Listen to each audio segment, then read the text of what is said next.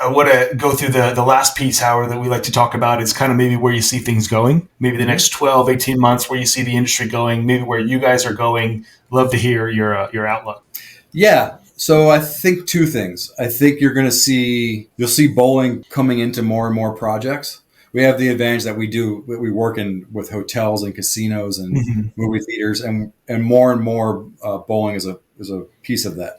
Especially with the duck pin concepts, they are smaller footprint. You can fit them in more locations, and they can be really profitable. So I think you're going to see bowling in more and more. It's very social, like not league type stuff, but you'll see bowling components of more and more entertainment concepts for sure. I know that because we usually start in the planning stage. So we see things a couple years before they happen. Right. So we'll see a lot of that. I think that you're also going to see more of the smaller chains, like maybe chains that have gone from 1 to 5 or 10 or 20 locations are going to really dial into their operations. That's our fastest growing piece of business is people who want us to help them manage as they realize okay, we've been doing this for a while. We're making money, but we know we're not optimized. Right.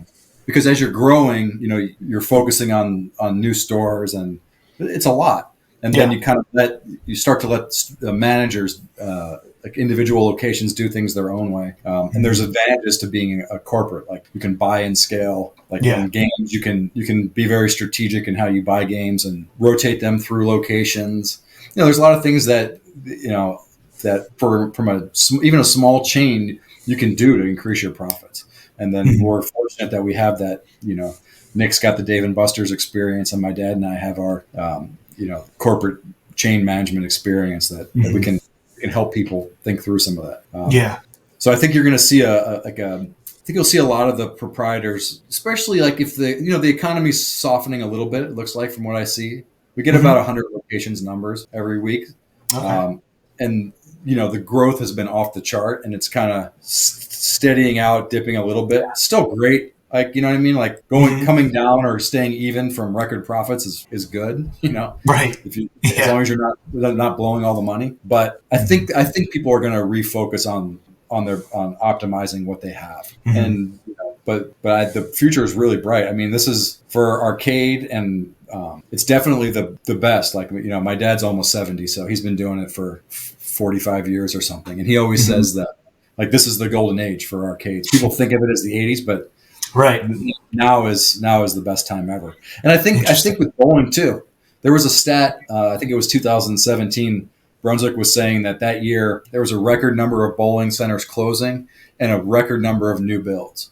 So, the model's evolving, but it's still really good. And they're still, I do think people will focus on improving their operations, but I'm not seeing growth slow down. I mean, maybe with the interest rates are a lot higher, everything's gotten expensive. We may see some slow down, but I think the future is really bright for the next 12 to 18 months. Yeah, I mean, bowling is relatively, inexpensive as far as activities. You're going to cut your fine dining before you do your family entertainment, cheap, bowling. But it sounds like, if I were to have two takeaways, it sounds like bowling is and FEC is a great, well-kept secret that's becoming less so a kept secret.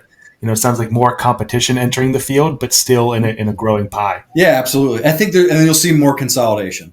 Obviously, Bolero's buying a lot of centers. Right. You have groups like Five Star Group, Triple Shift Entertainment that are buying centers. So there'll be some consolidation too in the industry. You'll have you'll have some more bigger players running chains, but there's still a lot of room for mom and pops. Right. Yeah, and it sounds like also maybe with the softening, they're going to take you up on some of the things that they could be doing to improve their operations. Right. You said there's a lot of things they're doing well, and they've been having record profits every year, but now maybe with the leveling off, they'll come back to you and say, "Oh, maybe I should do some of those things for the optimizations." I got a text on Saturday at like 8:00 at night. Hey, you are really needed and wanted. Can we have a phone call, please? And then I talked to him and he's like, "Yeah." He's like, "I lost my arcade manager a few months ago, and it's just kind of chugging along." And it's like, "I know we can be doing better. Like, can you help us out?" Like, yeah. Right.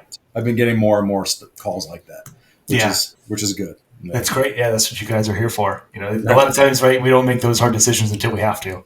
Right. Hey, did you like this video? Great. We make 10 of them a week. Subscribe to learn more and keep learning about what's working in the industry. Talk to you then.